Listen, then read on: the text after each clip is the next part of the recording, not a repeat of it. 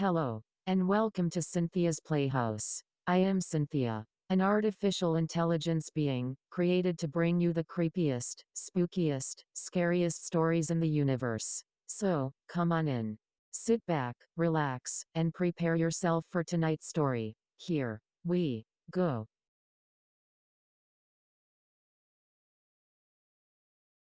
I'm a security guard at a haunted house. Written by user security guard Shane. In our small town there's a haunted house made out of an old hospital that many residents, including the owners, believe is haunted. When the hospital was made over 100 years ago, the place was originally owned by a dentist. He kept it for a while before selling it off to a doctor, who turned it into a full hospital. A few years later, the doctor fell down the elevator shaft and died.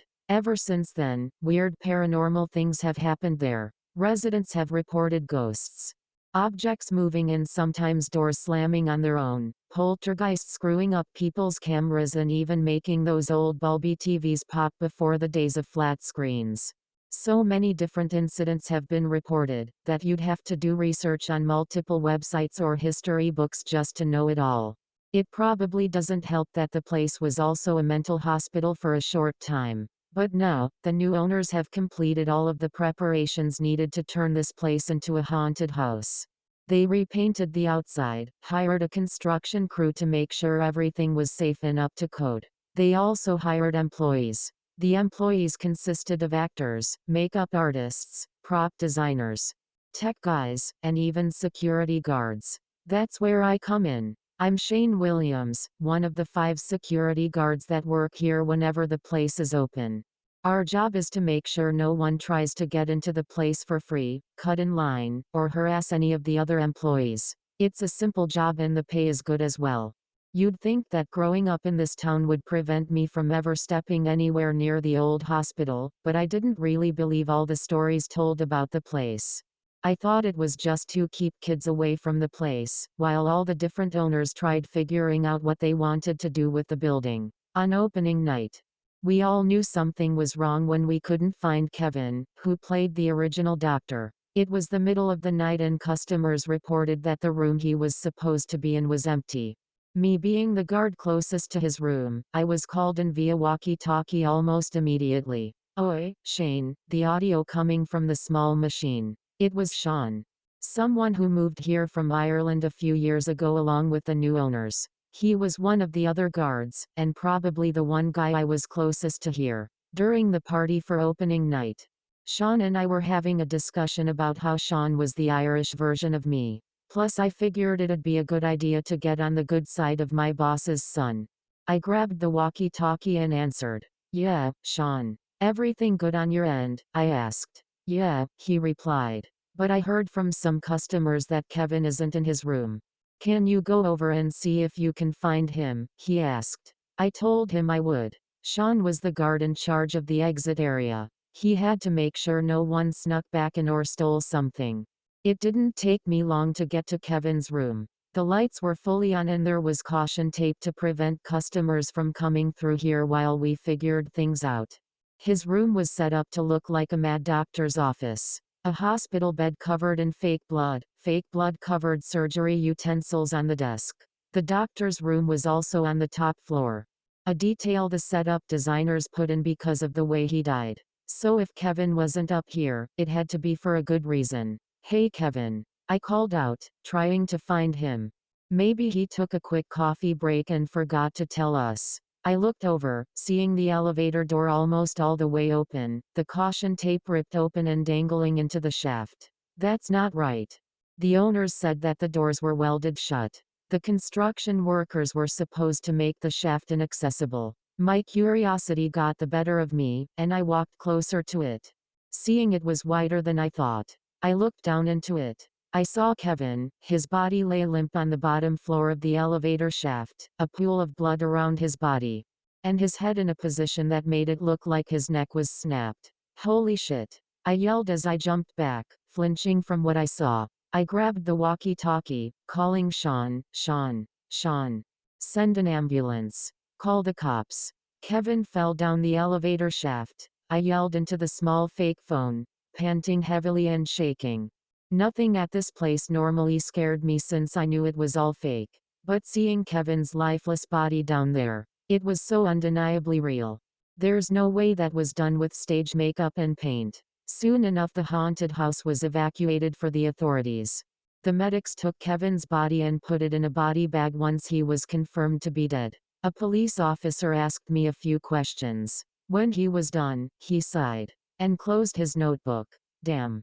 This is gonna be a hard case. Can't tell if it was suicide or a murder, the officer mumbled to himself. I heard what he said and gave him a puzzled look. I honestly thought it was a murder. That someone who didn't like Kevin, found out he worked here, pried the door open, and pushed him to make it look like suicide. Why would Kevin commit suicide? I began asking the officer. If he wanted to kill himself, wouldn't it make more sense to do it at home than to do it here? The officer sighed and shrugged. He could have been a method actor. Maybe he wanted to fall a little just to see what the doctor went through, but didn't realize he was too high before it was too late, he explained, causing me to shake my head.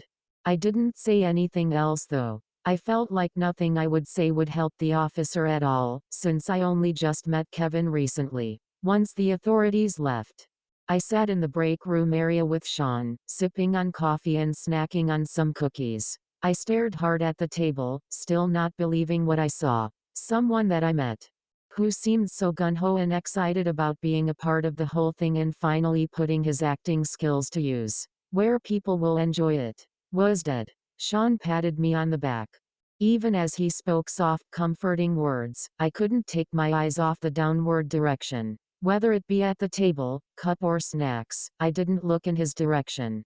It was like knowing that I was the first one to see Kevin's dead body, formed a weight that wouldn't let me look up. Sean snapped his fingers in my face. Oi, Irish Shane to American Shane.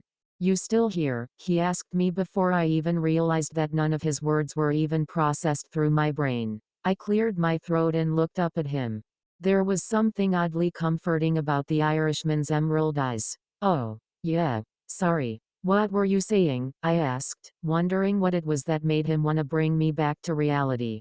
He sighed, putting a hand on my shoulder. Look, I heard your conversation with the cop lad earlier. Would it make you feel better if we looked through the security footage?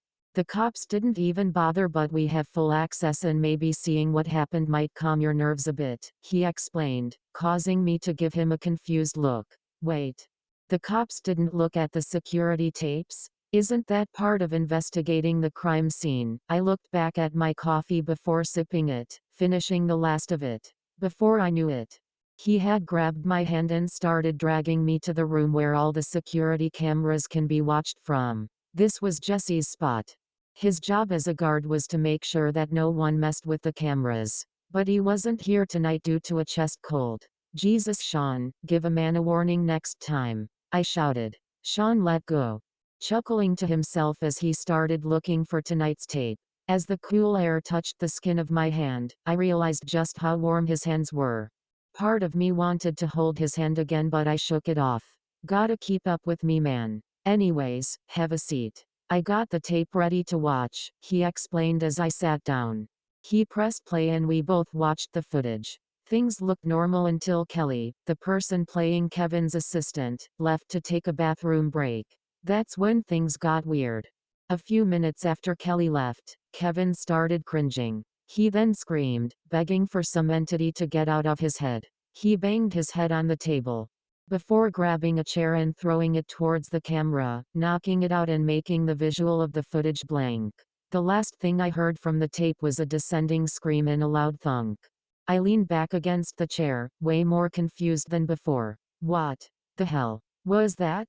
Did Kevin just lose it suddenly, and then jump down the elevator shaft? How did he get the shaft open? No one in our crew is strong enough to open it.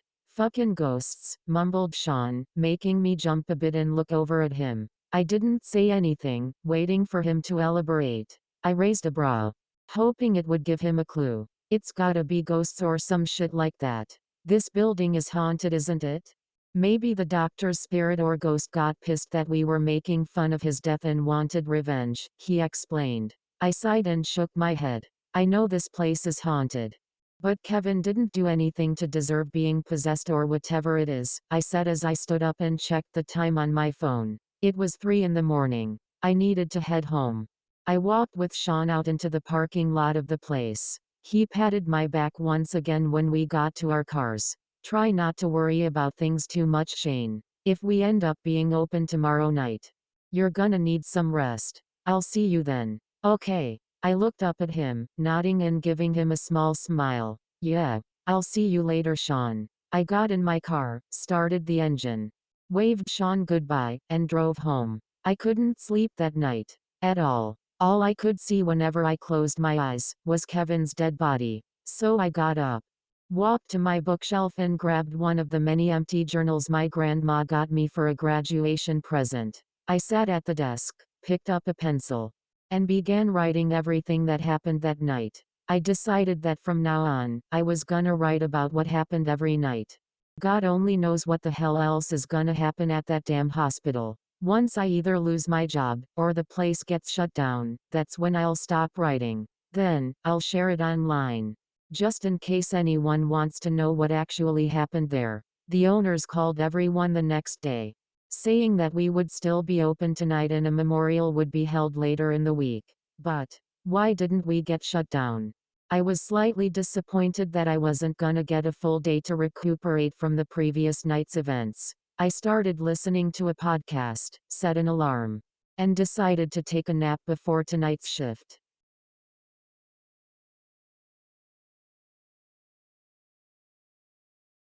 My before-work nap was peaceful, almost equivalent to a full night's sleep. That was until towards the end when I had a nightmare about Kevin, his grueling body zombie crawling towards me, with no explanation why. The sight alone made me wake up with a violent jerk. I ended up cracking my back in the process, which released some tension and helped me calm down. I checked my phone, seeing that I had some time before I had to get ready to leave. I rubbed my eyes before getting up, grabbing the journal and opening up a notepad app on my phone. I carefully translated my journal entry from last night onto the app, then I added and edited a few things for grammar and storytelling purposes. I found a website where people post about things in the horror aspect. I created an account, and finally posted my first night of work events to the community. I honestly felt like it would just get hidden among some of the stories on there. I read a few posts before getting up and getting ready for work. When I got to work, we had a quick staff meeting in the break room, discussing the situation at hand. Apparently, an article was posted on our town's website for the newspaper about Kevin's accident. Marley, Sean's dad and one of my bosses, told us his thoughts on it. Now this whole thing could either have a positive, or a negative effect on the business. So we may gain popularity. If we get people that are ghost hunters with cameras and everything, go ahead and let them in. We could get more people that way, maybe even people outside of the state. He explained before dismissing everyone. I wasn't sure how to feel about Kevin's death having a positive aspect on things. The man just died last night. Shouldn't we all at least give him a little respect? I went to leave the room before Marley put his hand on my shoulder. I turned to face him. Yes, sir, I asked softly, wondering what he wanted. He smiled at me. I'm counting on you to let the right kind of people in this place, Shane. People with cameras or even full camera crews are allowed. But if you get a bad feeling about a specific group, do not let them in. We don't need people spreading negative rumors about our haunted house, he told me. I nodded, smiling. Suddenly I felt someone wrap an arm around loosely. I turned my head to see Sean, smiling at both me and Marley. Don't worry. Shane's a real topper. We hired him as front gate guard for a reason, right? Sean said. I was confused, until I had to remind myself that Sean and his parents use Irish slang a lot. I think if I remember correctly, topper is a term for a good hard-working person or something like that. Marley nodded before leaving the room. I checked my phone. We had a half an hour before showtime. Kevin's room was locked up, so we don't have to worry about anyone else going in there. I left the room, making my way to the front where my post was. Sean was right behind me. I guess he wanted to walk with me and then go around the building to get to his post. I didn't see Mark at the meeting, Sean said to himself. Mark was another one of the security guards. His post was in the fairy tale section. Each section has a theme, based on different stories and other things. His job was to make sure that the actors didn't walk into anything, since the lighting in their costumes limit their vision. I shrugged. He could either be in his post already, or running late, I suggested to him as we continued to walk. Not that big of a deal, right? I asked. Well, it wouldn't be if it wasn't for the fact that things went to shit when Kevin wasn't where he was supposed to be, he explained. I sighed, nodding in agreement. Suddenly, something jumped out of one of the rooms in the hallway, screaming at us. I jumped and stepped back a bit. What the fuck? I shouted at what looked to be a haunted deer head. Whoever was controlling it started laughing, taking off the mask and pointing at me. The person turned out to be Naomi. She's the actress for the human and animal taxidermy room. You looked like you were gonna fucking piss yourself, she teased before continuing her laughter. It was then that I realized Sean was laughing too. No one here knows this, but I've never actually been in a haunted house, trail, or corn maze before. So because of my lack of experience for this specific Halloween activity, I would always be more jumpy than usual in the building, even inside of Halloween stores. I always have an overwhelming feeling of terror, the constant fear of being attacked or jumped at. It's worse now after seeing Kevin's dead body, which is probably why I find the break room to be so calming. Sean walked up to Naomi. Okay, I think one scare is enough for Shane tonight. After all, he was the one that found Kevin last night, he explained to her. She looked at him, then looked back at me. Oh my God. I'm so sorry, I didn't know, she said, walking up to me. I rubbed the back of my neck. It's okay, Naomi, I said softly. Sean didn't have to do that. I wasn't gonna get all butthurt over a friendly scare, but I still appreciate it. Don't worry about it. She went back to her room, and before long, me and Sean were both where we needed to be, preparing for us to open again tonight. The first group of customers was a group of teenagers. All of them were crudely dressed up as different versions of the Doctor. More specifically, Kevin's version. His picture was in our ad posters for the establishment that we put around town. The news probably used it when they told Kevin's story. I was a bit upset, and tempted to turn them away. But I couldn't deny them over something like this. It'd be different if they were dressed up as someone more offensive. They showed me their passes, and I let them in. I can't believe they have security guards for this place, one of the kids exclaimed as they headed inside. Guess they hired them after what happened to that Kevin guy, another one said. I sighed, their comment slightly annoying me, but I ignored it. For the majority of the night, we had our normal crowd. Kids, teens, and young adults dressed in casual clothing. Some excited, some terrified. But around midnight, a group of young adults wearing hoodies with a glow-in-the-dark logo of a video camera with a bloody knife stabbed through it. Underneath the logo, it read, Murder Modders. I assumed that they were either a ghost hunting TV show or a YouTube channel. The name needed some work, that's for sure. I wasn't gonna tell them that, of course. I was still playing my nice employee card. Hey there, said one of the guys with a small friendly wave and smile. I watched him look towards my name tag. Shane, huh? Listen, my dude. We paid for our passes. You don't have a problem with us filming our experience in there for our channel, right? He asked me. I shrugged and nodded. Don't see why not. Show me your passes and I'll let you in, I responded as I readied myself to open the gate. They all showed me their passes and one of the guys with a camera pointed it towards me. Mr. Security Dude Shane, have you experienced anything supernatural here other than the Kevin incident? He asked me with a voice that made him sound like a stereotypical California surfer guy. I shook my head, not really. But there are multiple people in costumes, multiple rooms with a variety of different props and decorations. So maybe some stuff has happened and no one's noticed because everyone has assumed it's part of the show, I explained with a soft smirk. I didn't want to give these guys a reason to take their passes back and ask for a refund. The camera guy gave me a thumbs up before going inside with the rest of his murder modder buddies. About a half an hour later, I got a call on my pager. Just a shorter way of saying walkie-talkie. Hey Shane, Mark asked as he called in through it. I picked it up, ready to answer. Yeah. What's up, Mark? Brock isn't in here. He left for a smoke break and hasn't come back since. Can you look for him while I cover your post? I sighed, hoping like hell this wasn't gonna be a repeat of last night's events. But I'll only be looking for him on the first floor or basement area, so I shouldn't be finding Brock on the bottom of the shaft.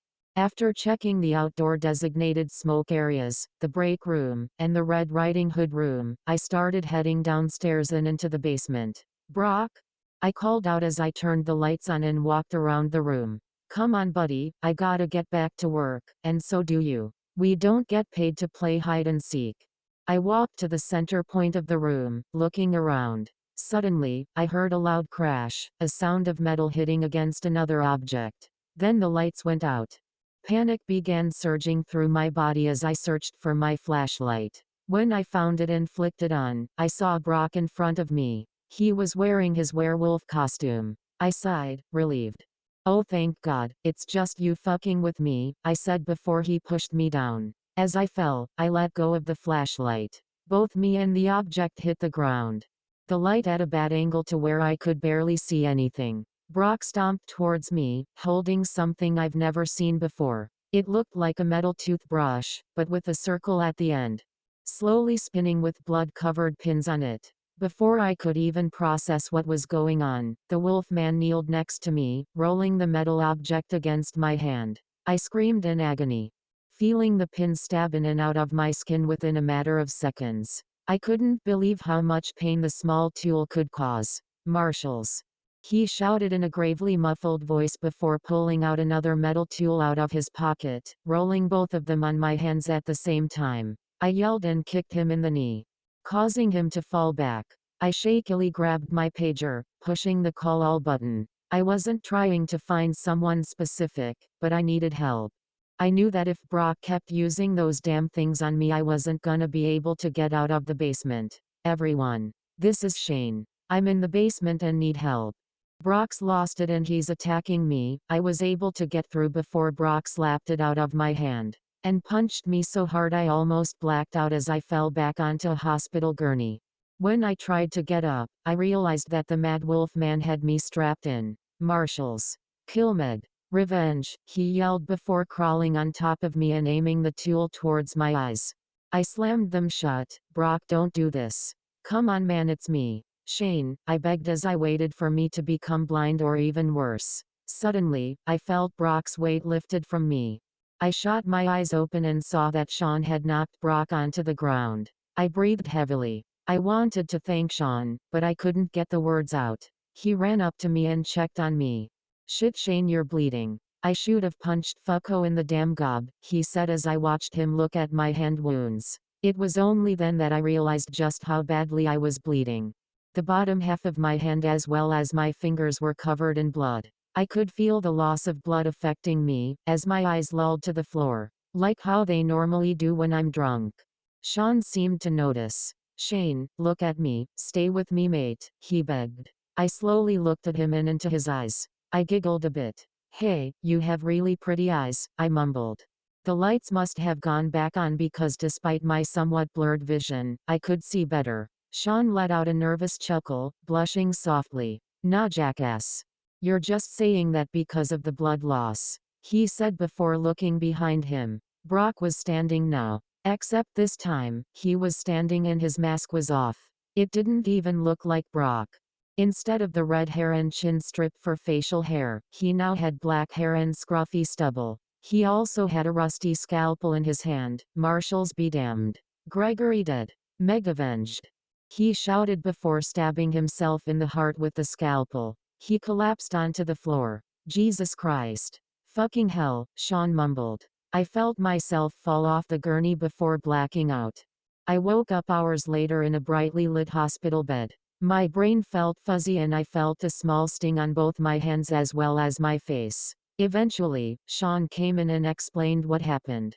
I was in need of medical attention. Apparently, the tool that Brock used ended up giving me big cuts on both of my hands and his punch had also bruised my cheek.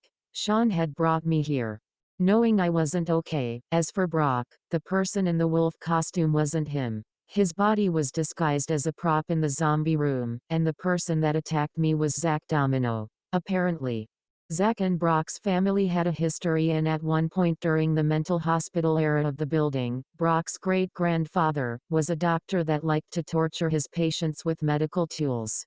His name was Gregory Marshall. Zach's great-grandfather, named Felix Domino, was in a long-term relationship with the so-called love of his life, Megan Jersey. Megan became one of Gregory's patients for a while and eventually died because of him. Zach had walked into the haunted house at one point tonight. And Sean thinks that maybe because both of them were in the building, Felix's ghost or spirit or whatever possessed Zach and killed Brock as an act of revenge and continued his rampage until he felt himself losing control of Zach's body. It was a good theory and would make the most sense since according to the police, Zach and Brock had never met prior to this. I just shrugged, still a bit loopy from the blood loss. Fucking ghosts, I said, smiling softly as I referenced what Sean said last night. He rolled his eyes before he handed me my journal. This fell out of your bag when Zach attacked you. I didn't read it, I promise. But you can write about how pretty my eyes are while I get the paperwork figured out to get you out of here, he teased with a wink before heading out of the room. I blushed. Did I really say that? Damn blood loss. I picked up the journal and began writing about tonight. I figured if I wrote now, it would make it easier for me to type up and post later. I checked my phone, seeing that once again the police didn't shut down the place. It didn't make sense to me. A murder and possessed suicide happened and we aren't even closing for a day? I was left to assume that it may be because of the history of the building.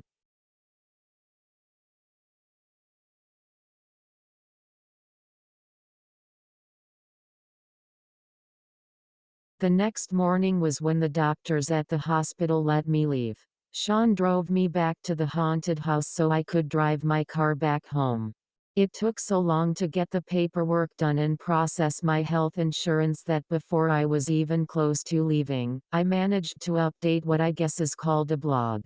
It kept me from being bored out of my mind. When we got into the parking lot, Sean looked at me. Hey Shane. You gonna be okay, man? He asked me as he put a hand on my shoulder. I looked back at him. There was something about us being so close together in the car that made me nervous. And not a bad nervous either. It's hard to describe. I nodded, and smiled softly. Yeah. I'll be fine, Sean. My stitches are gonna be a bitch to deal with, but I should be able to make it to work tonight, I said softly. He chuckled and shook his head. That's good. I just hope no more weird shit happens tonight. Like we work for a haunted house, mate. All the crazy spooky shit should be fake, he joked. I tried not to laugh as he leaned back in his seat. He took off his hat and played with his hair a bit. This was the first time I saw him without his hat. It made me realize just how attractive he was.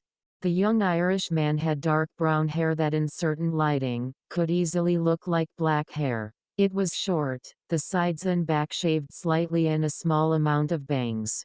All parted to the right side of his face. His facial hair looked to be a bit darker and was a small beard. Longer than my facial hair for sure, which was basically stubble. I ignored the thought. Shrugged and looked towards the building. Yeah, I guess. I'm shocked your parents haven't been forced to shut down or even close the place for a day. It's part of the lease contract deal.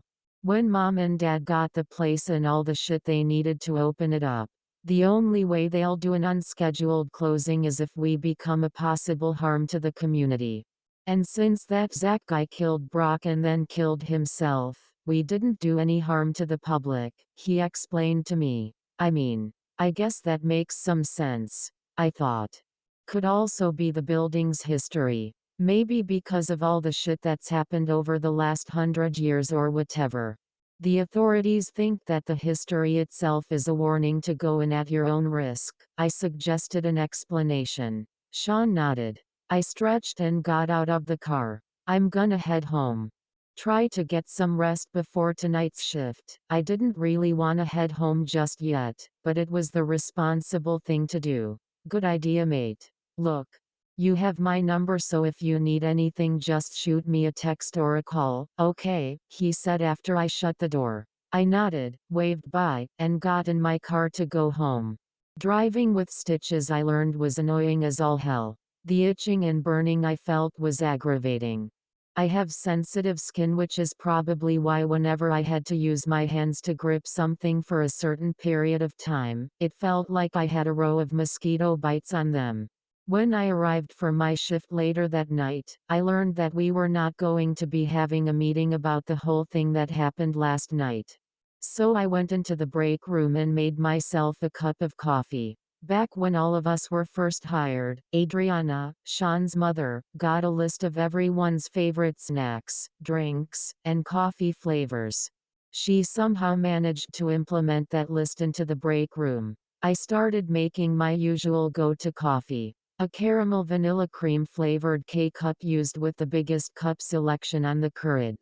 Once the machine finished filling the mug with its contents, I would add 2 to 3 or sometimes even 4 scoops of sugar and 2 plastic spoonfuls of vanilla caramel creamer. After stirring it all and mixing it, I sat down at the table. It wasn't until after I took the first sip that I noticed something. Somehow the coffee was black. And not the usual black coffee. I meant the actual color of black. What was really strange and confusing about it was that it tasted like my usual coffee and even smelled like it. Sean came into the room whistling and noticed me staring at the mug. He cringed, made a disgusted noise, and then made his way to the tray of shortbread cookies, or biscuits as he called all kinds of cookies. That's gross. Don't try to get me to kiss you after drinking that tar-looking shit. He mumbled before taking a bite out of a small cookie. I assumed he was joking, but that still didn't stop the flush of hot red that covered my cheeks. I never thought about kissing him before. Actually, I never really thought about kissing anyone before. But now I was thinking about it. I tried to act cool, looking away. Guess the machine needs to be cleaned, I said softly before sipping away at my coffee. I figured sipping would keep my mouth shut and prevent any chance of embarrassing myself. Sean sat near me, still snacking on cookies. He waited until he finished before speaking again. Whatever, man. I guess if you can drink it without gagging, the color ain't changing the taste, he said as he looked at me. How are your hands doing? I finished my sip and shrugged. All right. Stitches itch like hell sometimes, but could be worse, I guess, I answered. He nodded before reaching over and grabbing one of my hands. I stared at him blankly as he observed my hand. Yeah, doesn't look infected. Oh, it's not that. My skin is just really sensitive. Hell, I can't even use my hand to smooth out clean cat litter without the skin getting red, irritated, and slightly itchy, I explained, my voice slightly nervous. Why was I making such a big deal out of this? He was just checking my hand, he wasn't trying to flirt or anything. Was he? Sean let go of my hand and raised a brow. You're allergic to cat litter? He asked me curiously. I sighed and shook my head. No, that's not it. Like I said, sensitive skin, he smirked at me, causing me to tilt my head. Why was he looking at me like that? So you're a sensitive lad, eh? I gave him a look, sighed and shook my head. You know, Sean, you're a smartass sometimes, I told him, making him laugh. What do you expect? I'm Irish, it's in my blood to be a smartass. Is it also in your blood to be a jackass? I teased with a soft snicker. He rolled his eyes. Says the jackass that said I had pretty eyes last night. I blushed deeply, and looked away, using the bill of my hat to help hide my face. Shut up, dude, I mumbled to myself. He laughed, getting up and patting me on the back. I'm just fucking with you, Shane, calm down. Once I felt the blush fade, I looked up at him and nodded. An alarm on my phone went off, signaling it was time for us to head to our posts and start another night of work. The murder modders came back tonight. They claimed that they wanted to be the first ones to go through the whole place, since last night there were too many people for them to get any decent footage in the empty rooms. I honestly didn't know that there were any empty rooms. I thought every room in the building had some form of a theme and actors or props in them. Guess the set designers and construction crew didn't want to completely rebuild a room. We had a normal affair of customers afterwards. Or I guess technically you could call them tourists. At one point, I led a small group of teens that looked like they were on a double date of sorts. I've never really been on a double date, or even a normal date myself, but I've seen enough movies, read enough books, and played enough video games to know what one looked like. I thought it was weird that people in a relationship would want to spend time together inside a haunted house and getting spooked. Wouldn't it be better to just save their money and hang out at home? I don't know. At some point after they went in, I heard what sounded like an animal whining. It sounded like it was coming from the employee smoking station. It was a fence decorated as a zombie zone. I looked ahead, saw that no one was coming up, and decided to see what was happening. When I got in, I saw a dog or maybe even a wolf. He had black fur with small hints of a dark gray. He appeared to be stuck in a hole in the fence, needing help. He looked up at me as I approached him. "Hey there, look. I'm gonna help you out, okay?" I said calmly as I started to carefully move the wiring of the fence. Once he was out, he jumped on me, making me fall to the ground. I was worried he was gonna attack me, but he started licking my face. I assumed he was thanking me. I couldn't help but laugh. "Heh, you're welcome." He got off of me and I stood up. He didn't have a collar, or any sign of an owner. I gave him a quick head pat before heading back to my post. When I got there, I saw that he was following me. "Do you want to go home with me?" I asked him curiously. I've wanted a dog of my own, but with all the things happening at work, I haven't had time to look into it. He barked happily, which I took for a yes. I smiled at him. I walked over to my car, pulling out a gray and black bandana with paw prints. It was something I had from the dog I had back when I lived with my parents. I tied it around the black dog's neck. He looked happy, wagging his tail rapidly. "How about I call you Shadow?" I asked him. He barked and nuzzled my hand. I went back to my post and Shadow stayed with me as I worked. He didn't attack any tourists and behaved well. I would give him pets and messed around with him whenever things went dead. He kept me company and it felt nice. Around 2 in the morning, a tourist had a panicked look on her face as she pointed upward. "There's someone on the roof," she shouted, causing me to look up. I couldn't tell who it was, but I knew it wasn't normal. No one ever goes on the roof except for the set designers when setting up decorations. I looked over at Shadow. "Shadow, do you think you can guard the entrance while I go check things out?"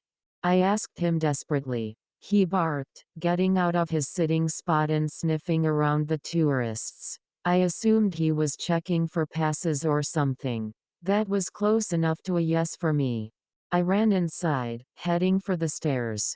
I grabbed my pager, knowing I had to notify the other guards. "Guard dispatch, this is Shane. A tourist saw a person on the roof. I'm going to check to see what's going on. There's a dog at my post, don't harm him. He's mine," I explained as I ran up the stairs as fast as I could. When I finally made it to the roof, I stood still long enough to catch my breath. I looked over at the other person. He was standing on the edge and looked like he was about to jump. "Hey," I called out as I stepped closer. He turned towards me. It was Carlos. He was the guard in charge of the Angel and Devil room. For some reason his eyes were glowing white and his security uniform looked like it was torn and splattered with paint. "You ignorant fool," he shouted at me in a voice that was definitely not his. It was so much deeper. "This man is a sinner. He must fall to his death and repent, or suffer in hell." From what I've heard, Carlos was in prison before he got out and got the job here. He was convicted of a false accusation, so I didn't understand what was so bad about that made him wanna jump. "Carlos, what the hell are you talking about? You weren't guilty, so it's okay. Look. Come downstairs with me and we can talk about it all," I said calmly. He growled loudly, not liking my answer. That's what he wants you all to think. He's a manipulative killer. He almost murdered your angel, but my spirit has stopped him. He shook violently and grabbed at his head. He cringed and whined. Shane, I'm sorry for what I did. Please just get this man out of my head. I don't wanna die, he said in his normal voice. I got closer to him, getting ready to pull him into safety. Silence, maggot. Your damnation is inevitable.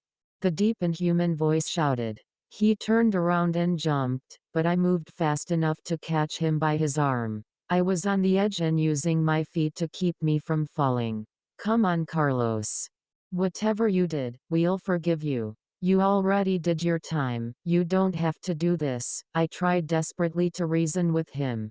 This man is a monster. A creature that drinks a crimson water that is the essence of life. You will see the truth before he dies. Before I could say anything else, he pulled up and bit my arm. I screamed as I felt his teeth pierce through my skin, feeling as if my blood was being sucked somehow. I instinctively let go and cringed. Carlos was gone. My reaction caused me to lose my footing and almost fell completely, but I caught the ledge last second. I was crying out for help without even realizing it. I was desperately using my legs and feet to try and pull myself up, but they kept slipping. I could hear Shadow barking like crazy, though it wasn't as loud because of the distance. Shane. I heard somebody shout. I was panicking too much to even process who it was. I didn't care, I just hoped it was someone who would help me. They grabbed my hands and pulled me up. We both fell back onto the roof. I looked up and saw that it was Sean who saved me. I hugged him tightly, not caring what he thought anymore. I can't believe that it took a near-death experience to make me realize that I had a crush.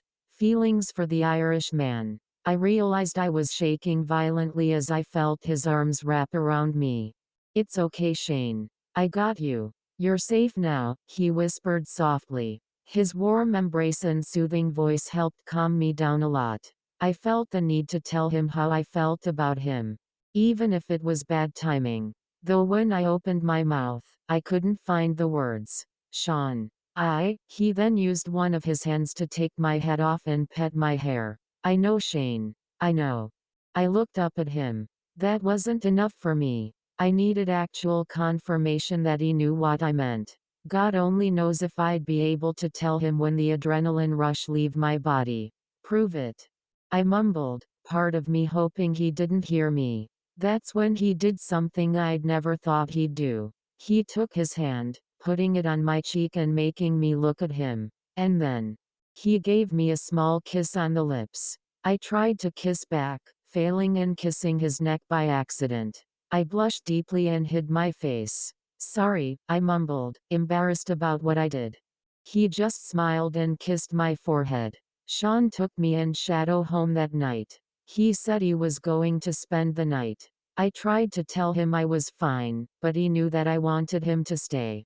I was still shaky. I took my jacket and work pants off, wearing a t-shirt and shorts underneath. Sean changed into shorts and a tank top. He helped me get comfy on the bed before cuddling me. I fell asleep in almost an instant. I'm pretty sure that was the best sleep I had in my whole entire life. When I eventually woke up, I felt someone's arms around me. I would have started panicking, but then I remembered everything that happened last night. I blushed deeply, hiding my face in the pillow I was laying on. Me almost falling to my death made me so much more emotional than I would have liked to be. I guess that makes sense. I just hope like hell Sean didn't think I was weak or anything else because of it. Even though I was worried about what he thought of me, laying here in his embrace felt so comforting. I turned to face him, already awake and smiling at me. He reached over and began playing with my hair. That was when I noticed the tattoo on his arm. It was a half sleeve and looked like a wolf. Katanas behind it and ocean waves surrounding it. Before I even realized it, I had reached over and was tracing the ink with my finger. He chuckled. Morning, baby, he whispered softly, making me blush again. No one had ever called me that before. Shadow jumped onto the bed, giving me and Sean good morning doggy kisses before stepping back so we could still talk. I moved over, showing him the wolf tattoo that I had on my shoulder. It was a black wolf with blue eyes. Mine was a graduation present since my favorite animals are wolves and dogs. What's the story with yours? I asked him curiously. The smile on his face slightly faded. He sat up, facing away from me, and took his tank top off. At first I blushed, knowing he was completely shirtless now. But then I saw angel wings tattooed onto his back.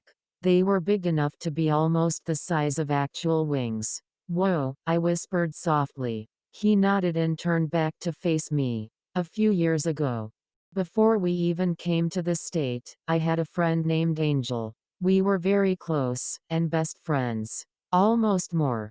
But then, a fire happened at the apartment complex we were living in. When we started to leave to get to safety, the floor above us started to break. We were almost in the hallway when the supports gave out. Angel pushed me out of the way, but ended up falling and getting crushed by the furniture in the room above us, he explained. I reached over and hugged him, wanting to comfort him. Damn. I'm sorry, I whispered softly. He leaned against me with a light sigh. So, I got these tattoos in honor of him. He loved wolves and surfing, and collected swords. He looked over at me and chuckled. You kinda remind me of him, he said before playing with my hair again. I looked over, and noticed the scar from where Carlos bit me last night. Carlos is a vampire, I thought out loud. Sean nodded and laid back with me. There was an old vampire hunter priest spirit that possessed him. After he weakened his body with the fall, he stabbed himself with a thick stick. I sighed and nuzzled my head against him. Can we go one night at work without something crazy happening? He laughed. But then your blog would be boring. My eyes widened. I wasn't expecting him to mention the blog. You know about my blog? I asked him curiously. He nodded and put my phone in my hands. Your phone was getting blown up about it. I had to put it in silent mode. I didn't snoop, but I did find it on my phone. You're kinda popular there. He kissed my forehead. I'm sure your readers will be happy to find out we're together. I nodded. He ended up taking Shadow for a walk in the backyard while I updated the blog. Once it was updated, I heard a knock at the door. I got up, and made my way downstairs. When I opened the door, I saw someone I did not expect. It was my best friend from high school. Her name was Cassandra, and after we graduated from high school, she moved to Japan to study the lore that her favorite horror game was based on. She also had a game designer job over there as well for a small video game company called Cherry Blossom Studios. She hadn't really changed appearance-wise. Same long blonde hair and ocean blue eyes. Now before any of you ask why me and her never became a thing, think about Sean and I'm sure the answer is obvious. Not that she wasn't pretty, of course. She was beautiful, and if I was straight, things between us might be a whole lot different. She was the only one that knew about my sexuality, but that's because no one else really needed to know. Shane. She shouted at me before giving me a big hug. I instantly hugged her back. Hey Cass, I said softly before letting go of her. What are you doing back here? Well, the company moved to the US since most of the employees are American now, she explained to me. I nodded in response. Do you still have those somewhat psychic abilities you loved to experiment on me with back in high school? She laughed. Try me. Ask me something that I don't know the answer to. I thought for a moment. All right, what am I thinking about right now? I was honestly curious to see if she would get it right or not. You have a boyfriend now, and he saved your life last night. And you have a dog now too. I blushed as my jaw dropped instantly. She was spot on accurate. Just then I felt an arm around me. I looked behind me to see Sean and Shadow had both come up next to me. Shadow ran up to Cassandra, happy to meet someone new and wanting attention. I have a feeling you're talking about me and Shadow here. I'm Sean, he said before kissing me on the cheek. I rolled my eyes as she giggled. I invited her in and we all hung out in the living room. We both explained to her the events that have happened at work, including last night. She seemed very interested. I'll have to go through the attraction and see what's up, she said before grabbing her phone. I assumed she was looking something up. I looked over at Sean. Are we working tonight, Sean? I asked, mumbling at the end of my sentence. He chuckled before hugging me and nuzzling me. Come on, baby, you can call me babe. You can call me something else too. But I don't think you'd wanna do that in front of Cass, he teased with a wink. I growled, hid my face in his chest and slapped his arm. Sean, shut the fuck up, I whined. Cass giggled as she watched us. But yeah, we're gonna be open. We're also opening later because of the memorial for Kevin, Brock, and Carlos. I looked up at him. Wait, that's today? Where? In the break room. There's a separate memorial for their family members at one of the funeral homes in town. I looked down. Damn. I really hope nothing crazy happens tonight. I mumbled and sighed. Cassandra put her phone down and started playing with Shadow again. After a while, me and Sean had to get ready for work. We told Cassandra when the haunted house would be open, and left Shadow at home. I didn't want him getting hurt. It was pouring rain when we got there. Thankfully we were there early enough to sit in the car as we waited for it to subside. Hey, Sean, I asked softly. He looked at me. Yeah. I sighed and looked over at him. What do you like about me? Like what made you decide to make a move on me last night? I really wanted to know what he thought of me. He smiled and leaned closer to me. Your personality.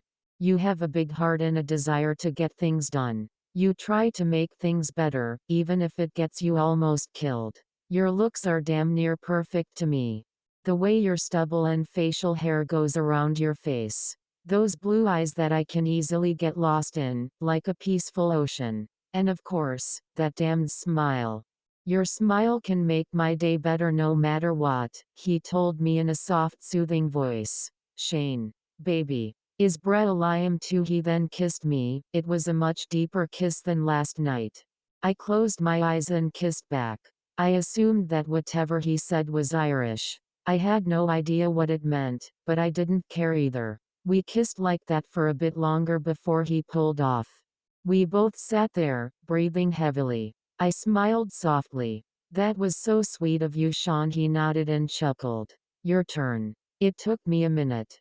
But then I realized he wanted me to say what I liked about him. Well, your eyes for starters. They're so green and whenever I look into them I feel safe. Your protective personality. Whenever you helped me, you wanted to make sure I was okay before you even checked on yourself. Your don't give a shit what people think attitude. Your soft and warm skin. As well as your facial structure, I explained to him before sighing. Sorry, that was probably really corny. See, I'm new at this whole relationship thing and never even kissed a guy before until you kissed me last night, I mumbled. Sean somehow managed to pull me close to him even though we were in a car. Not corny at all, Shane. I know it came from your heart, and that's what matters, he said as he put his hand on my chest where my heart is. I could feel what I think is called butterflies in my stomach. It was the simplest touch and yet, it still managed to feel like so much more. Sean's phone went off. He checked it and answered the phone. Heyo Dad. What's up? I could hear Marley talk on the other end of the phone. Is everything okay? The memorial's starting soon and you lads are running late, Marley said, causing me to blush softly. I felt bad that we were running late to something as important as this. Oh shit, that time already? Yeah. We're fine, just waiting for it to stop pouring fucking wolves and tigers outside. He said before hanging up the phone. I assumed that what he said was just another version of the raining cats and dogs expression. Sean and I went inside, only to feel underdressed. Because the memorial was at work, we thought we had to be in our uniforms. Everyone else was in some form of formal wear. Once the short sermon was over, I walked up to the picture of Carlos. I sighed and looked down. I'm sorry I couldn't save you, Carlos. Even if you were a vampire, I whispered softly. Sean wrapped his arms around me. Don't feel too bad about it, mate. You did your best to save the lad, he said softly. I shrugged and rubbed my eyes. Despite the decent amount of sleep I got last night, my eyes were tired. I carefully started to move out of Irish Shane's embrace, and made my way to the coffee area. I went to grab the K-cup for my usual, but it wasn't there. I sighed. Reaching for a French vanilla instead. Sorry Shane, Adriana's gonna restock everything tonight. I guess with everything going on, people wanted more coffee than usual, Marley said. Slightly startling me since I thought I was alone. Oh hey, yeah, I guess that makes sense, I said, wondering if Sean told Marley about us yet. He smiled at me, putting a hand on my shoulder. I just want you to know, no bad judgment would be coming from me and Adriana about you and Sean. We're just glad he's with someone who makes him happy. I blushed deeply and nodded slowly. Thanks Mr. Schmidt, I said. Sean then came up to both of us. Oi Dad, you aren't putting Shane on the spot or embarrassing me, are you? He asked. Marley let out a low chuckle. Not at all, just letting him know that things are all good. He patted me on the back, hard enough to make me cough and stumble a bit. He then left the room, leaving me and Sean alone with the other staff members who were still taking part in the memorial. I let out a breath that I didn't even know I was holding. I checked my coffee to see that it wasn't black anymore. But when I sipped it, it didn't taste like French vanilla. It tasted like my usual caramel vanilla cream setup. Actually, it was even better than that. There was a quick staff meeting before work. Because of everything that's happened, there are now a few new rules. Number 1, if something seems weird or out of place, let the security dispatch know immediately. Number 2, do not investigate the problems alone. Bring at least one person with you. And finally for number 3, no one, absolutely no one is allowed to go on the roof or in the elevator shaft. While me and Sean went to go to our posts, I got shoulder bumped by our head of security. Fucking Nathan Ramirez. Nate for short. He thinks he's somehow higher up than Marley, and is very cocky about it. You may have noticed that me talking about this specific coworker is more aggressive than how I talked about the others. That's because Nate bullied and beat the shit out of me in high school. The guy is the literal embodiment of steroids and testosterone on crack. I'm not one to hold grudges, but the man was still to this day an asshole. He dumped the entire jug full of fruit punch at the opening night party for work. Ice cubes and all. Nice going, Will Nuts. You and your Irish boyfriend made us get new rules. He spat after bumping into me. Sean growled, ready to pounce on the guy just to defend me. I put my hand in front of him so he wouldn't go after him just yet. Not my fault that we were attacked, I said, trying my best to defuse the situation at hand. Yeah, but if you would have stayed in your post, none of this shit would have happened. Always gotta be the hero, don't you? Isn't that how you got your ankle busted in high school? Protecting Cass. Maybe you were just acting straight so no one knew you were gay. Leave her out of this, asshole. I yelled at him. Suddenly, I felt like I was unable to control myself. I felt this huge urge to bite and claw Nathan. Sean could tell I was uneasy. He grabbed my arm. Shane, don't let him get to you, he said, trying to calm me down. Now you're gonna let your pretty Irish sugar daddy take care of you, Nate teased with a smirk. I saw him pull something out of his pocket. His last comment finally sent me into a fury of anger that I never felt before in my life.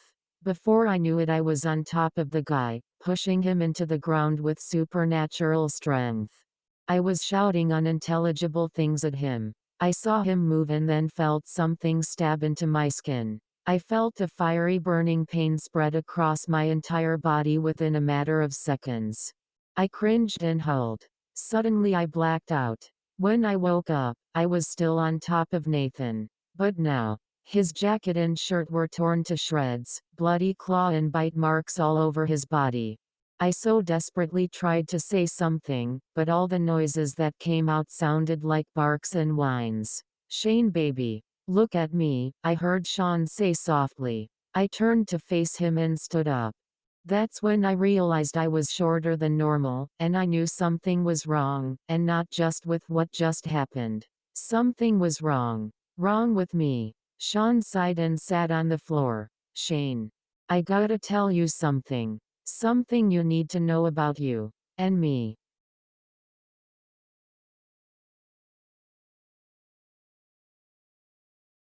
Sean carefully led me back to his car so he could talk to me without having to worry about anyone butting in on us. He helped me into the passenger seat. This was when I finally noticed what was wrong.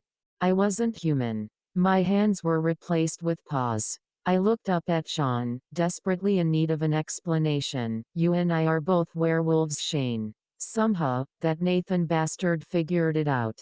He must have put something in your coffee while you were talking to Dad.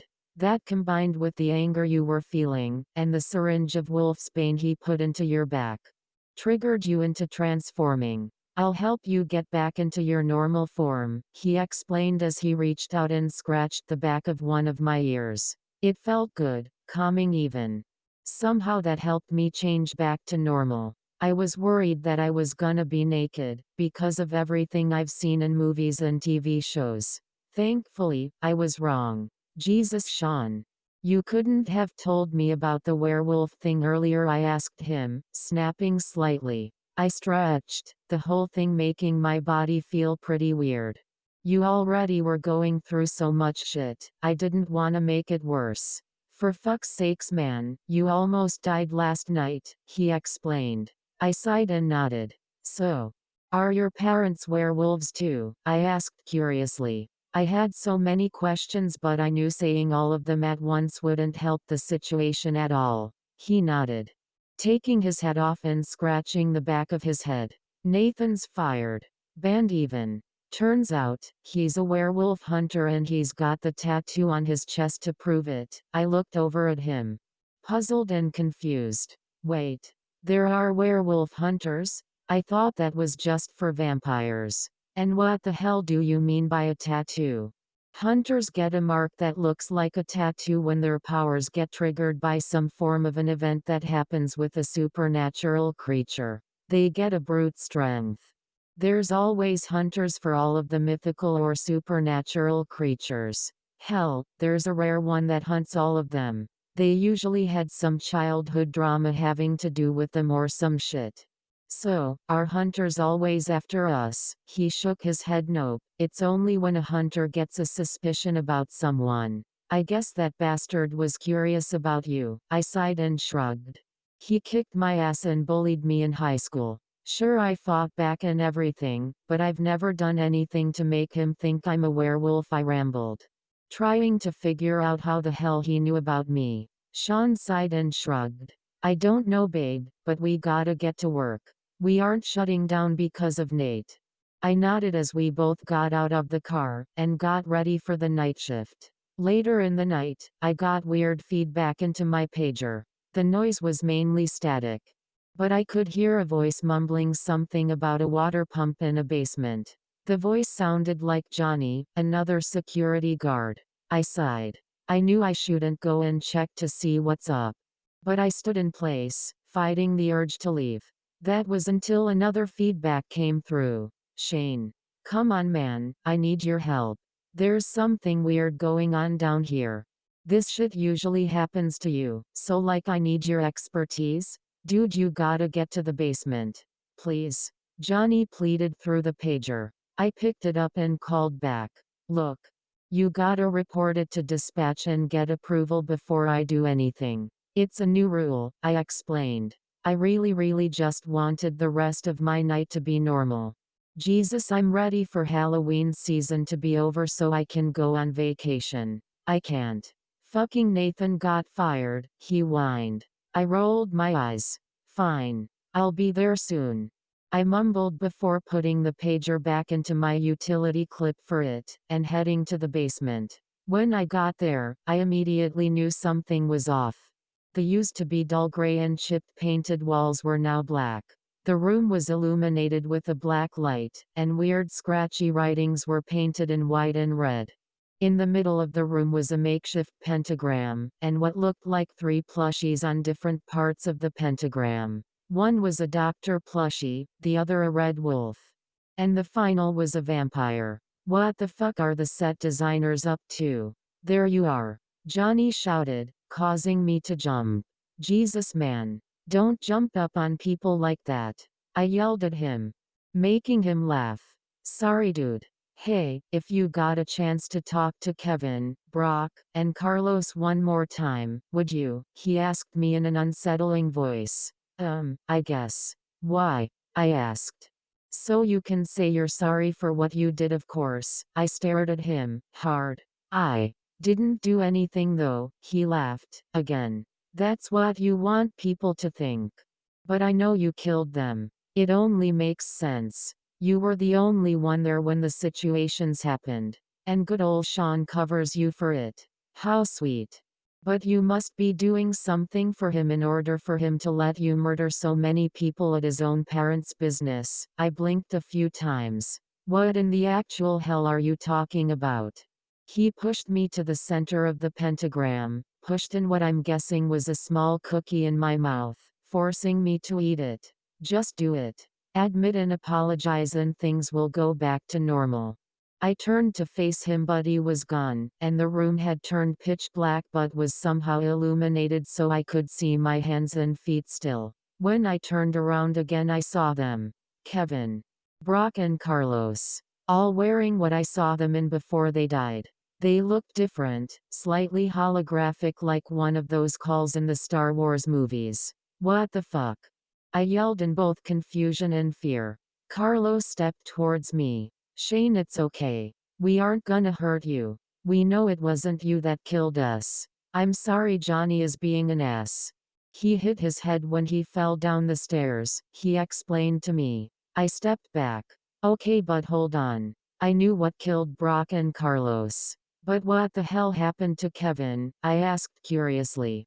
Kevin shrugged. I think the doctor possessed me or something. It made my head pound, man. Felt like shit. I nodded, before hearing a loud bang. I jumped, shooting my head in the direction of the noise. The others screamed behind me. Shane, you gotta leave this realm. Before he gets here, Brock yelled. Before who? I asked. I didn't get an answer. My eyes closed on their own and I was laying on the floor. I felt someone shaking me. Shane, come on. Wake up, my Barlow. It was Sean's voice. I opened my eyes. What the hell just happened? I asked. After a while, I found out that Johnny gave me a cookie, laced with LSD, which caused me to trip out and eventually pass out. The security cameras didn't show any sign of Kevin or the others. Once it was closing time, me and Sean clocked out, and headed home. He cuddled me while I updated my journal and my blog. He told me not to worry about the person that the LSD ghosts told me to worry about. We fell asleep soon after.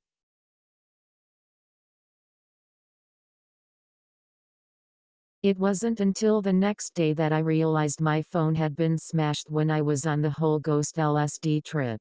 But it didn't make sense to me. My phone was in my pocket and considering I landed on my back, my phone was not close enough to the ground to smash it. Maybe Johnny wanted to prevent me from using it. Or maybe a poltergeist got a hold of it.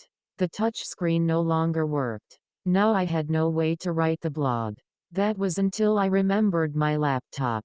But even with Sean supporting me, writing on my laptop just didn't feel right. Plus with my stitches being on me still, my hands would either cramp up, or itch like hell. So I decided to take a small hiatus until I got a new phone. We had our first day off today. The place was closed out of respect for the ones that died, finally, and so that the set designers and construction crew can fix up a few things around the building. It was mainly to redecorate the basement, and install a 3-lock system onto the door that leads to the roof. I hate to admit it, but I was curious to see what the place looked like after this. I hoped they revamped the break room, since it wasn't really big enough. It was weird, having a day off. After spending time with Sean and Shadow, by either playing in the backyard, playing video games, or watching TV, we got a little bored. "Oi, Shane," Sean asked me while we were laying on the bed with Shadow trying to snuggle between us. I looked over at him. "Yeah?" I asked as I gave Shadow ear scratches, since it seemed like he wanted attention. "What's your favorite color?" Well, that was kind of a random question. But I didn't mind answering it either. "It's blue." "Why?" I asked curiously. "Mine's green." "Let's dye our hair," he said excitedly. "I know a decent salon in town that does a pretty good job, and it won't cost an arm and a leg either. Plus, we can get our hair trimmed up too so we won't have to get it cut again for a while." I've never dyed my hair before. But with nothing else to do, I decided, why not?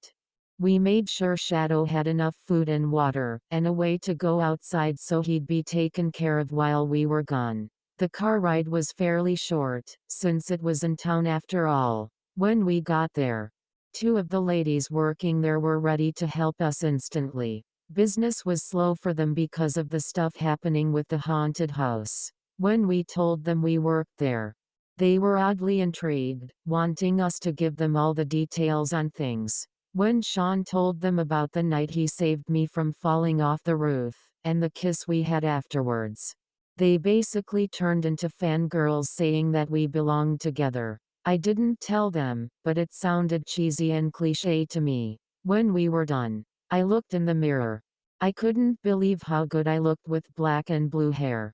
The way the stylist shaved my sides, it was so clean. Sean hugged me from behind. "Look at my handsome blue boy," Sean said before growling and kissing my cheek. The stylists just outed us, and I was a blushing mess. When we left, Sean got a text from his parents, telling us to check the haunted house since rumors were going around that the building was on fire. We drove there as soon as possible. The weird thing was the building had looked completely fine. We went inside and there were no fires or alarms going off. I could have sworn I smelled smoke though, and felt warmer than usual in the building. One of the set designers wanted me to see a new room they made called the Crazed Butcher Shop. When I walked in, I could smell bleach and raw meat. I looked behind me. The set designer was gone. I was by myself, at least I thought I was. Suddenly a loud chop noise filled the room, making me turn my head in the direction of it. I saw someone in a black and white butcher's costume, with bloody bandages wrapped around the majority of their face. He was a big and beefy guy, wearing a gas mask that only covered the lower half of his face. He was breathing loudly and heavily as he chopped up chunks of meat. Then he pulled out a bottle of bleach, and poured the whole thing onto the pile of chopped meat. The combination made a loud sizzling and crackling noise. And it made the room smell so bad. I fell over in case I got sick. None of this made any sense. We weren't open, so actors shouldn't be here, yet alone in their costumes and performing. And why would a butcher pour bleach on meat? I get that his character is crazed and all, but who the hell does that? Was he trying to poison people? I thought. When I finally was able to look in his direction, he was gone, leaving nothing but his knife, and the now whitened chunks of meat. The white meat was deeply disturbing. I'd never seen bleached meat before, but let me assure you I would be fine if I never saw it again. It looked so alien and gross. Having no idea where the butcher went, and knowing I was on the 3rd floor, I used my wolf form to get the hell out of there as quickly as possible. I ran into Sean in the parking lot, changing back and hugging him in an instant. "Whoa there, Blue Wolfer, what's going on?" he asked worriedly. I took a moment to catch my breath before answering. "The guy in the butcher's room. He was chopping and bleaching meat." Then he vanished and I didn't know what to do, so I left. He held my hand, leading me to the main security room to check the footage. Being back in this room was so weird. It had only been a few days since we walked in here to try to figure out Kevin's death, but it felt so long ago. Sean and I are not exactly the same as we were, that's for sure. When he pulled up the footage, it showed me and the butcher, except his costume was nowhere near as realistic as the one I saw earlier. And he wasn't chopping meat or anything. He was just happy to tell me about how he got promoted from janitor to actor. I looked like I was zoned out completely. When he did leave the room, I cringed, shifted into wolf form, and left. I was so confused as to what the hell was going on. I looked up at Sean, hoping like hell he'd have some explanation for this. Fuck, mate. Maybe all the stress of the job is getting to you. Or you're still having the effects of last night's LSD trip, he explained, making me sigh. Why can't we just get one normal fucking day? A day away from all this Final Destination and Silent Hill shit. A day where we don't have to come here at all, I said in a frustrated tone. Sean hugged me and I looked at him. Why the hell didn't your parents just have us close after the Kevin incident? I asked him. He sighed and looked away. They've tried, Shane. They have talked to the higher-ups and everything. But since this is their first year owning a form of an attraction, they have to be open a certain amount of hours or the contract gets broken and we have to shut down. The higher-ups don't think anything is actually going on. They think it's all rumors and shit to get us more tourists. He explained to me. I let go of him and started walking in the direction of the parking lot, growling. That's bullshit, man. Shouldn't they be worried about the safety of everyone else? They think that with all the incidents that happened here before my parents even owned the place would be warning enough. We both got in the car and Sean took me to get a new phone. He knew I needed to get away from the haunted house, thankfully. It took forever to get everything set up, but it was nice to have access to apps again. The rest of the night was pretty chill. Cass came by with her fiancé Adam. We watched movies and played video games. We had a few drinks, and I ended up half asleep on the couch, barely conscious. But I was awake enough to hear the conversation between Sean, Cass, and Adam as they were getting ready to leave. We know he can be a bit of a handful sometimes, but please just take care of him. With everything he's been through, I'm just so worried about him, Cass said to Sean. Yeah, he may be a bit overreactive at times, but that doesn't mean he deserves all this shit. Adam said to coincide with what Cass said. I know, guys. He's my Birello, my wolf. I've told him I love him, but it was in Irish. I'm doing my best to keep him safe, Sean explained. Well, Cass started saying in a more serious tone. Shane doesn't have contact with his parents anymore, so if you hurt him, not only will Adam and I come after you, but so will my parents. Sean let out a nervous laugh. They all said their goodbyes and left. Sean picked me up and carried me to bed, letting me allow myself to fully pass out.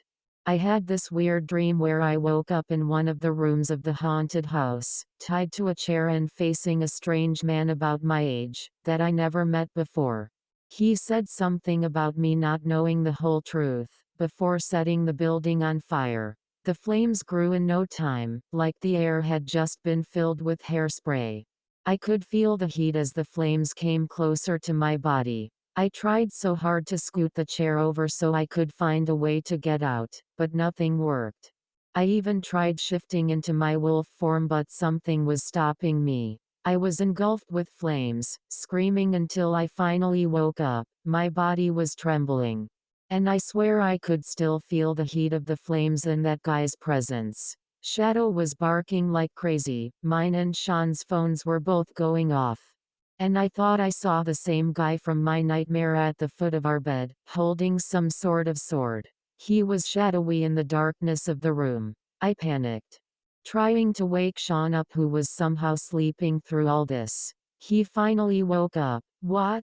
Shane. What's wrong? He asked me. Suddenly the room was filled with silence. The only noises were my heavy breathing and Shadow's whining. I looked over in the direction of the shadowy swordsman. He was gone. I told Sean about the nightmare as I helped Shadow calm down. That was when Sean noticed I was sweating pinballs. He looked at my hands. The areas around the stitches were red, irritated and puffy. A quick trip to the emergency room revealed that I was dealing with shock from an infection. With all the chaos, I had forgotten to clean the area of my hands with peroxide once a day. The nightmare was a fever dream brought on by the infection mixed with the alcohol. I told the doctor about the man I saw. He just said that hallucinations were part of my infection too.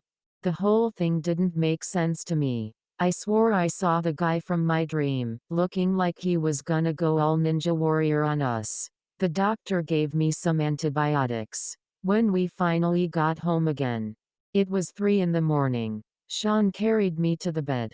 We got comfy again before I heard Sean sigh. "What?" I asked him, wanting to make sure he was okay. "You need to take better care of yourself. Especially if you plan on using your wolf form. Do you even know what happens if you are in wolf form while having an infection from a wound?" he asked me. I felt bad, like this was something I should have known. I shook my head. "No," I said softly. "Your wolf form will try to heal you faster, but if the infection is super bad, the infection could get pushed into your brain with the healing. That causes mad wolf disease. And if you don't get rid of mad wolf disease, you go feral. A feral werewolf can no longer shift and is stuck in wolf form. A loved one can help you snap out of mad wolf disease, but the more far gone you are, the less likely you'll be able to be saved." He explained all this to me, and I hugged him. "Sean, I'm so sorry. I had no idea. I've only been a werewolf for a few days now. It's not like I have some fucking handbook on this shit." I rambled as he held me. "Shane, it's okay. I just don't want to lose you. And if that happens to you, and I can't bring you back, I would only have myself to blame. I promise, Sean. I'll try to prevent an infection. But you can't do that shit to me either, you dork ass." He chuckled, giving me a soft loving kiss before we went to sleep. Later in the morning, Sean and I both had gotten texts. We were in fact going to have to work tonight. I wanna be perfectly clear, that if there was any way for me to get out of work that night, I would have. But Sean was going and I didn't like the idea of him being there without me. I know how clingy that sounds, but with all the shit that happens at work, I can't risk losing him. For extra precaution, we asked if Cass had seen anything to do with us in her premonitions or visions or whatever she calls them. I usually try not to ask her about her powers too much. But this whole situation seemed like a good reason for it. "I haven't really seen anything other than fire, a shadowed swordsman, and an angry vicious wolf," she explained. "It's hard to get an accurate read on things when I've never even stepped foot on the property, yet alone inside the building." Sean nodded and I sighed. "Everything but the wolf is what I saw in my nightmare last night. So it's nothing new. Maybe the wolf was me because of the infection," I suggested. Sean looked towards Adam for an additional opinion, but he was focusing on playing what sounded like Smash Bros on his Nintendo Switch. Adam was never really one to ask questions, or even get involved with Cassandra's powers. Which, I guess is a good thing, because if he tried to take advantage of it, I'd kick his ass in a heartbeat. Or at least try to. He's almost a whole foot taller than me, and I'm sure has a bit more muscle than me as well. But now that I have Sean, I guess I'd have backup. Shadow was trying to keep out of the way during all this, only asking for attention here and there, before going after a squeaky toy. I swear at one point I saw him watch Adam play on the Switch. "How about this?" Sean started to suggest. "We head to work early, and bring Cass with us. Give her a full tour of the building so she can get an accurate reading or whatever." Before me and Cass could say anything, Adam put the Switch down and stood up. "That is not gonna happen. With all the shit you guys have dealt with there, she's not getting herself into that mess." Especially a few weeks before our wedding, he said in a serious tone that I'm honestly not used to. He's the kind of guy that is joking almost 90% of the time. So when he is serious, it's either hard to tell, or so obvious it hurts.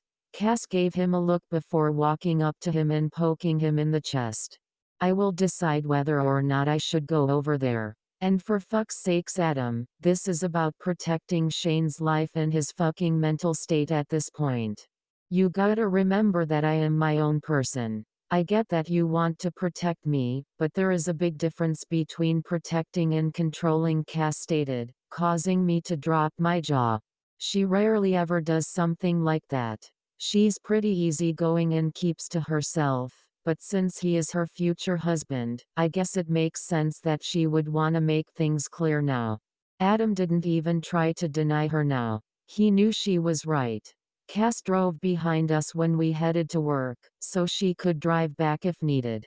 When we got there, she said she didn't think that her being here would help her do anything, but she was still willing to try. All right, let's check out the break room. I wanna see what they did to it. I told them as we walked in. Sean snickered, making me look at him. What? I asked. I swear, baby, for an American Shane, you're addicted to coffee, he said before him, and Cass laughed. I just rolled my eyes. Well, excuse me for wanting to be wide awake, in case some supernatural wolf witch vampire hybrid or some shit happens tonight. Which, if the pattern keeps going, something is gonna happen, I explained. Sean just kissed my nose before hugging me. Don't get your boxers wrapped around your dick. You know I'm just fucking with you, right? He asked, making me blush softly and punch his shoulder. Sometimes I think his Irish slang, sayings, and whatnot are weird and don't make sense. Yes, I know, now fuck off. I started making my way to the break room while Sean and Cass giggled. The redesign of the whole room was pretty cool. They used a room next to it to make it bigger. The pale yellow walls were now purple with hints of blue. There were LED lights along the crowning of the ceiling, and there was a radio playing. I guess they wanted to make it have a more relaxed vibe than before, and man did it work. They made more additions to the coffee area, which of course made me happy. I can add caramel syrup and whipped cream to my coffee now. Honestly, that made me feel a bit better about tonight. I sipped my coffee while making Sean and Cass hot cocoa. When that was done, we headed to the basement. It looked like it was now mainly used for storage. Boxes with flashlights, extra costumes, etc. Basically, if anyone that worked here lost something that they needed to do their job, they could come down here to get it. We let Cass finish her hot cocoa before asking for her final verdict on if anything would happen tonight. She thought for a moment and looked around. Dang, something's blocking me off. I can't get a good read and haven't really gotten any visions. The only thing I can really see is a samurai with a tattoo on his chest and a sword of some kind. It looked to be a katana, but I couldn't really tell, she explained to us. Sean and I looked at each other. That's gotta be a new character they added to the haunted house. We don't know anyone like that, I said as we headed back to the main floor. Cass didn't leave too long after that. I gave her a pack of cookies and cream Hershey bars to give to Adam to make up for her coming here, just in case he was still upset about it. Sean and I got ready for our shifts. We were given something as an extra precaution in case anyone tried anything funny. Stun guns. I put it in the holster that I usually keep my spare flashlight in, since I wouldn't be needing it. Brian, the new head of security since Nate got fired, explained to us how they work and everything so we wouldn't hurt ourselves. Once again, the beginning of the night started normal. We had an extra amount of people because the town's rumors were only getting worse about the place. But with everything that's happened, I guess I shouldn't be surprised. Things actually went pretty smoothly. When there was about an hour left in my shift, I went to go get some coffee and a snack. I was halfway down the hall when something hit me in the back of the skull, causing me to black out. I woke up in the basement. The lights were way dimmer than before. I tried moving but my hands were tied behind a beam. When I wiggled my hands to try to find a loose end, my skin burned, making me cry out in pain. I then heard maniacal laughter, making me look in the direction it came from. I saw a shirtless man in black rugged pants and boots. His hair dyed a bright red and he was holding a long sword. I saw the tattoo on his chest. Shit. This is not good. It's the guy from Cassandra's vision, and my nightmare. My eyes looked around and that's when I saw Sean was tied up to a beam as well. Sean. I shouted in a desperate attempt to get his attention. Shit shit shit shit shit. This is exactly what I was afraid of happening. Me getting hurt by weird things was something I was used to. But the possible love of my life? No fucking way. I can't lose him. Sean looked over at me. His eyes were wide but he looked to be somewhat relieved. Shane. Oh thank fuck, I thought you were dead. He exclaimed before the man with the sword sliced a crate open to get our attention. Would you two shut the hell up for one goddamn second? The man shouted. Sean looked over at him. Mind telling me who the fuck you are, mate, and why you got us down here? The man smirked, making me just now notice the mask on his face that was only covering the upper half. Oh. You don't recognize me, Sean? Has it really been that long? He snickered before taking off his mask. I'm a bit hurt. Sean's eyes widened so much I honestly thought they were gonna pop out of his head. His jaw dropped. Angel, he stuttered, seemingly confused. I looked at both of them then back at Angel. Wait. I thought you said he died in a fire, I asked, trying to wrap my head around the situation. Angel cackled. Ha, so he has told you about me. But I got a feeling he hasn't told you all the details. So Sean, why don't you tell your little wolf boyfriend exactly what happened that day? Angel said before pulling my ropes tighter and making me cry out. I already did. You fucking fell with one of the beams and it crushed you. You died, Angel huffed. Once again pulling my restraints and now putting the blade of the katana so close to my throat I swear I felt it slightly pierce through my skin. Tell him the truth or I'll slice his head clean off, he threatened, making Sean bark. Okay. After the beam crushed Angel, I saw the tattoo form on his chest through his shirt.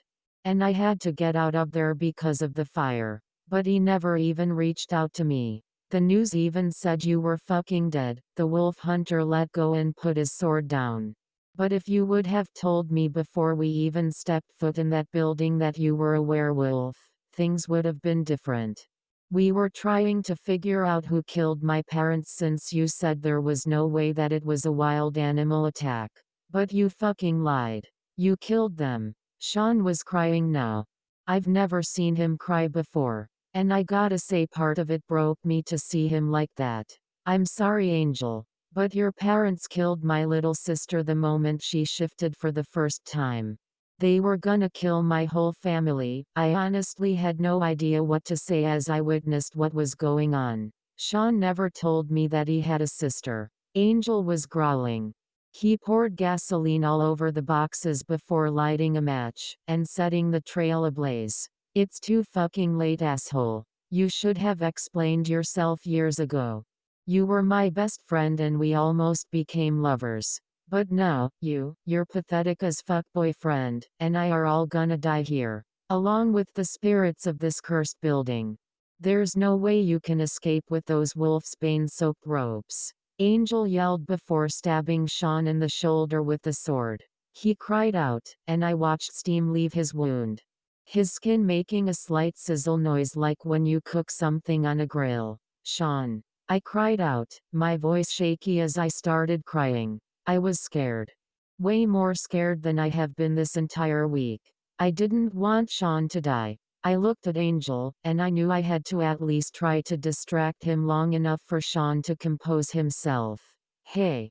Off-brand anime character, I called out, causing him to walk towards me. Leave the Irishman alone. You feel replaced because of me, don't you? I can smell it from here.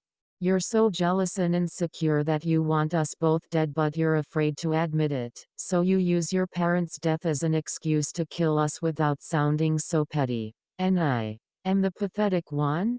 I think it's pathetic you wasted so much of your life just for this. It's pathetic that you wanna use your wolf hunter powers, just for an act of revenge. There's probably werewolves out there abusing their powers for some sick-ass reason, but you decide to use them on us? Dickbag. Get your own house in order before trying to fix others, you damn psychopath. Angel screamed, getting ready to stab me with the sword. I'll cut your tongue and all your limbs off, you blue-haired wolf twink, he shouted with a maddenly look in his eyes. Suddenly, Sean shifted into wolf form and attacked him. I couldn't really see what happened, but when Angel's screams stopped I assumed that he was dead. A flame was close enough to my hands that I was able to use it to rip out of the ropes. It hurt like hell, but it needed to be done. My wrists had rope burn scars from the wolf's bane. I looked over at Sean. Sean, we gotta get out of here. The building's gonna be unstable soon. He turned toward me, and I could see blood dripping from his mouth as well as the wound on his shoulder. He slowly started walking towards me, growling viciously. I backed up until I couldn't anymore. Sean, calm down. It's me, Shane, I said softly, trying to calm him down. The katana must have had wolf's bane in it, because he looked like he had mad wolf disease. He jumped after me and I used my stun gun to knock him out, and it also made him turn back to normal. Damn it. I shifted into my wolf form and carried Sean up and outside of the building as quickly as I could. I looked at the park next door, and saw Marley and Adriana. I brought Sean to them. Before turning back to normal, I was covered in ash and blood, my hands stinging. I must have stepped through the fire at some point. I looked over at the building. It looked like we had just gotten out of there in the nick of time. The whole thing was on fire. I looked over at Sean, who was still knocked out. Adriana wrapped bandages on his shoulder as I explained what happened. I started to panic when I realized Sean wasn't moving this whole time. No, Sean. Wake up, damn it, I yelled as I started to shake him awake. Nothing. He didn't move. I rested my head on his chest. I didn't hear a single heartbeat. I hugged him tightly, beginning to cry for the second time that night. Sean, come on please. Wake up. I can't lose you. I need you, and love you so much. I yelled before kissing him. No response. I cried into his chest. The best person in my life, aside from Cass, was gone. And it was all because of this stupid, fucking, haunted house. I fucking quit, I cried out. Not caring if we were even gonna be open anymore. That's when I felt an arm around me. Oi, American Shane, I heard Sean's voice and I looked up at him. He was smirking. Have I told you that werewolves can regenerate over time? I punched him playfully before hugging him again. Don't you ever fucking scare me like that again. I yelled as Marley, Adriana, and everyone else clapped and laughed, happy that things were fine. Marley had taken Sean and I to a specific doctor that specializes in taking care of supernatural creatures. While we were getting looked at, Marley explained why they moved to America. After Vanessa died, even if Angel's parents were dead, we didn't feel safe anymore. At the time, my uncle had informed me that many hunters were trying to wipe Ireland clean of any supernatural creatures. Ironic, since hunters are a form of supernatural creatures themselves. After a while of living here, we heard the hospital was for sale. We bought it, and wanted to turn it into a haunted house. We knew the history with the building, but wanted to try to bring some positivity into the town with it, shed some light over the darkness if you will. But the person we signed the contract with was strict, saying that if we closed down for a reason he didn't deem as good, we'd get shut down, fined, and exposed that we were werewolves, he explained. I nodded slowly as I listened. It honestly explained why we never closed down fully. We got word from a local firefighter that the building was burned to the point of full-on reconstruction. The cursed building that had existed and witnessed so many things over the past 100 or maybe even 200 years was gone. I was glad. Until I realized I was out of a job. The next day, Sean began to move in with me. I asked him what we were gonna do money-wise and he smiled. There's a school about an hour away that needs security guards. They won't be open until sometime after the new year, but we should still apply. Until then, I got a savings account that hasn't been touched in over a year. And the town's newspaper is in need of a new writer for one of their sections. How does that sound? He asked as Shadow came up to us, wanting attention. I leaned down and scratched the back of his ears. That sounds great, babe. It'll be nice to get a long break after the shit we've been through, I said, smiling softly. Oh, hey.